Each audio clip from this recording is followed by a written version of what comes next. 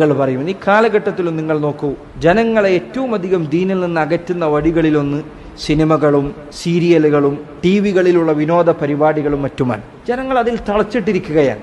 അതുകൊണ്ട് അവർക്ക് സംഭവിച്ചുകൊണ്ടിരിക്കുന്നതിന് കൂടുതൽ ഉപദ്രവമാണ്. ഭാവനാ ലോകത്തൊരു ഉപകാരവുമില്ലാതെ, ഒരു ഹൈറുമില്ലാതെ അവരുടെ ജീവിതത്തെ തിരിച്ചുവിടുന്ന ഒരർത്ഥവുമില്ലാത്ത കാര്യങ്ങൾ അവരെ തളച്ചിടുക എന്നുള്ളതാണ് സംഭവിച്ചുകൊണ്ടിരിക്കുന്നത്. നോക്കൂ, നിങ്ങൾ അവരെ പൈസ തട്ടിയെടുക്കുന്ന, അവർക്ക് യാതൊരു ഉപകാരവും ചെയ്യാത്ത സിനിമാ നടന്മാരും നടിമാരും അവരുടെ ഇടയിൽ വരുന്നുണ്ടെന്ന് അറിയുന്നുണ്ടെങ്കിൽ ഈ പാവം മിസ്കീന് അവനെല്ലാം ഒഴിവാക്കി അത് കാണാൻ പോവാണ്. ഇവനൊരു നോട്ടം കാണാൻ വേണ്ടി അവൻ്റെ പൈസ കൊടുത്തിട്ടാണ് ഇവൻ ഇത്രയും വലിയ പൈസക്കാരനായത്. എന്നിട്ട് അവനെ കാണാൻ വേണ്ടി ഇവൻ ഇങ്ങനെ പോയിട്ട് വെയിലത്ത് നിൽക്കുകയാണ്.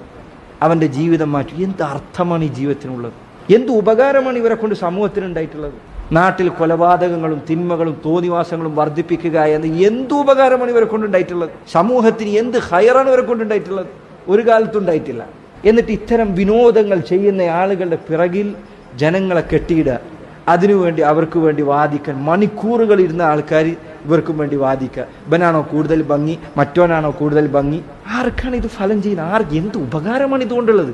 നിനക്കോ നിന്റെ ചുറ്റുമുള്ളവർക്കോ എന്ത് ഫലമാണ് ഇതുകൊണ്ട് ലഭിക്കുന്നത്? കന്നുകാലികളുടെ ജീവിതമാണ് ഇതിനേക്കാൾ നല്ലത് എന്ന് അള്ളാഹു പറഞ്ഞ എത്ര സത്യമാണ്. ഉലൈക കൽ അൻആം, അവർ കന്നുകാലികളെ പോലെയാണ്. കന്നുകാലി എങ്ങനെയാണ്? അതിനെ തെളിക്കുന്നവന്റെ പിന്നാലെ അതങ്ങനെ പോയിക്കൊണ്ടിരിക്കും.